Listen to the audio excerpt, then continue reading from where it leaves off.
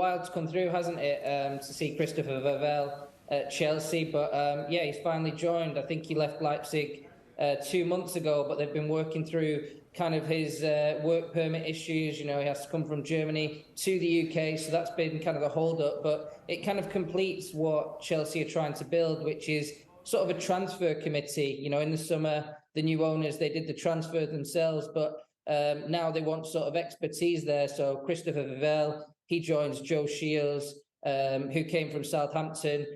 Brighton staff as well have come alongside Graham Potter, Kyle McCauley, and Paul Winstanley. And from Monaco, they've got a guy in called Lawrence Stewart. So all these guys are going to come together and kind of be the new face of Chelsea transfers. And I think that, you know, the new owners will work alongside these people, but Christopher Vivell is a huge part of that. You know, he's going to come in as a technical director, having done it at a brilliant project, the Red Bull project, that kind of oversees Leipzig and Red Bull Salzburg.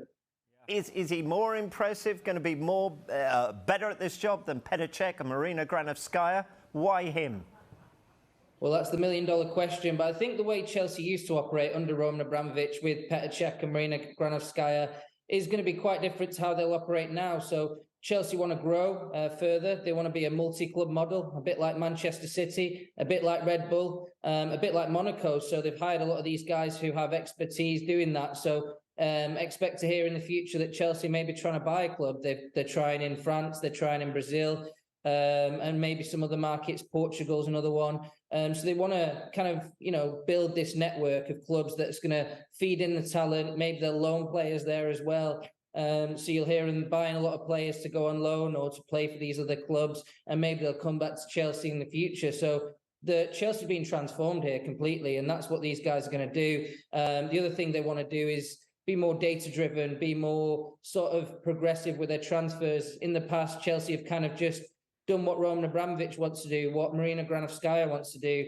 I think in the future, it's going to be more of a collaborative approach. That's why they've got so many sporting directors, guys who have expertise using data, modern scouting, modern techniques. So, I can't criticize the old regime because they won so much, and the ambition of the new regime to keep winning as well. But we'll see if it kind of progresses them on. And I think that they need to step up a little bit because Manchester City are dominating the Premier League. And I think that in the end, Chelsea want to be competing up there with Manchester City, taking some of those Premier League titles off them.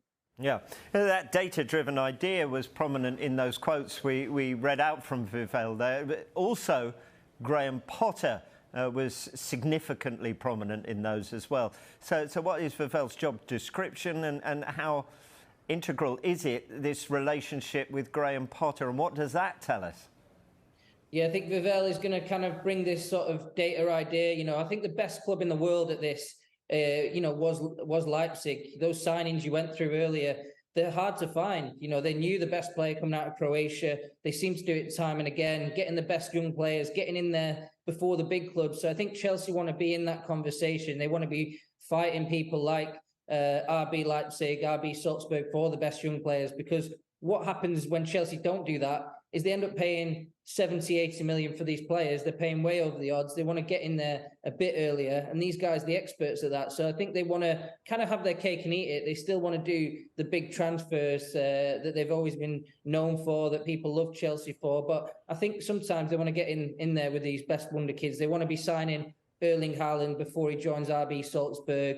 So they want to kind of get in this sort of area, save themselves some money, maybe, sell some young players on as well to help the bottom line, and kind of create a business here that can really dominate in football, a bit like Man City are doing. So I think that's the idea. The multi-club model is part of that. And I think that sort of it's well underway as well. That they're in conversations to buy these clubs abroad. They've been doing meetings in Qatar to try and get the signings in earlier, younger. There's one signing, David Datro Fofana, a guy you might not have heard of from Molde, who they're working on now, 6.8 million. He might not come in straight away, but maybe in a few years' time he'll be a Chelsea player, and that might be something they can do. So they're trying to get these guys younger and cheaper, and maybe see them, grow into superstars for the future. Yeah, Leipzig citing contrasting views as to the reason why he left them. What do we know about what happened there? And does that leave a slight question mark over him? Yeah, I think that Leipzig didn't fight to keep him. You know, the thing about Leipzig is they have so many of these guys, right? So if he steps aside, there's somebody to come up. There's a model as well in terms of how their staff goes. You know, they're always replacing people internally. People are getting promotions. You know, you look across football. There's Leipzig people everywhere. I know, like the club in Italy, Genoa, is run by a guy from the RB Leipzig project. You've got Manchester United had a manager last season who came from RB Leipzig. So these guys come from far and wide. They're everywhere. There's loads of guys in Liverpool who've been part of this project as well. So, you know, that's kind of how they are. They let these guys step aside sometimes. I think they were a little bit annoyed with how Vivell handled his departure. But I think Chelsea don't really care about that. They just want to get the guy in. And hey, they wanted these guys in before the January transfer window, and they've ended up getting a few of them in before then. The others are on gardening leave and waiting to join. So I think it's mission accomplished from a Chelsea point of view. Talk about the transfers then, and 11 days before the window opens, so he's coming in at a poignant time. You mentioned Gvardiol. I'm right in saying, because I've spoken to them, a lot of Chelsea fans would love to see him at Stamford Bridge. Could they get him? Yeah, I think so. I think that'll be more one for the summer, but certainly maybe you'll see Chelsea doing a lot of deals early. I think Manchester City are also the masters of that. So they'll maybe agree a deal in January for the player to join in the summer. So I would put Gvardiol in that category. They want to win that race. They are competing with Manchester City on that front, maybe Real Madrid as well. So that's a big one. But they've already agreed a deal for Christopher Nkunku from RB Leipzig, and you know, Vivell probably helps them with those conversations with Leipzig. You know, he knows how they do things, how they do business, what kind of release clauses there are on these players. You know, I think today there's a bit of news out of Germany that Gvardiol will cost about £90 million, which is a lot, but he's the top defender that you might want. So yeah, there's those kind of conversations that need to be had. I think Chelsea are going to work on other areas. Maybe a little bit short at the striker position now. Armando Broja, he got injured in a friendly against Aston Villa ahead of the sort of restart of the Premier League after the World Cup. So these are the kind of areas that Chelsea need to work on with Vivell and the rest of the recruitment team. Okay, can you put a name to that one? Because that Broja injury looks a bad one, doesn't it? He's definitely going to be out for this season. They are light up front. Yeah, can they get Nkunku from Dortmund? That's one thing I'm looking at the moment. He's available on a free transfer at the end of the season. It might mean sort of paying the money now, paying extra just to make sure you win the race over other clubs. But there's a lot of competition there for him.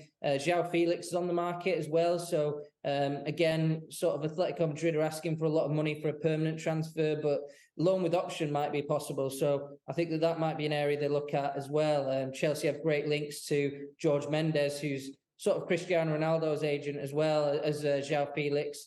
I don't think they'll go for Ronaldo, so that's an option that's definitely available. I think Ronaldo's waiting for a kind of club like a Chelsea to come for him, but it's just not happening for him. And I think he's only got the Saudi Arabian club Al Nassr, their offer on the table, so he might take that. So those are the kind of players that I'm looking at. They've got David Datro Fofana quite close to tied up. He's that Mulder striker I mentioned earlier. He's coming, you know, an Ivory Coast international, come in as a 19-year-old. Maybe they go for a player like that who can just sort of fill in as a backup striker for Aubameyang. So those are the names I'm looking at. It's not for certain at the moment. They also need to plan a little bit forward for midfield, where Declan Rice is a major target, and they've got Jorginho and Kante's contracts expiring in the summer. So loads of work to do for these sporting directors like Vivell. It's lovely to speak to you and for keeping us informed. Thank you very much. Thanks for having me.